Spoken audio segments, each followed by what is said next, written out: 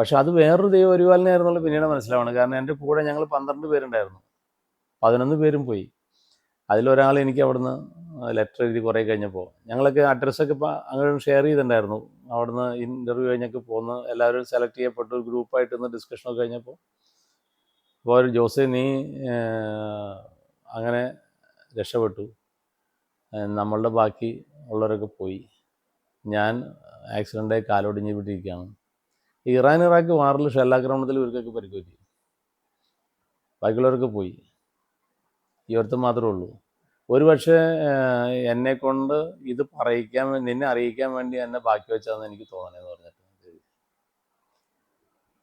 അപ്പോൾ കാലൊടിച്ചും നമ്മൾ ഈ ജീവൻ രക്ഷപ്പെടുത്തുന്ന തമ്പുരാനുണ്ടെന്നുള്ളത് അന്നാണ് നമുക്ക് ശരിയായിട്ടുള്ളൊരു ബോധ്യം. ഇതിങ്ങനെ നമ്മൾ പിറകോട്ട് ചിന്തിക്കുമ്പോഴേ നമുക്ക് മനസ്സിലാവുള്ളൂ.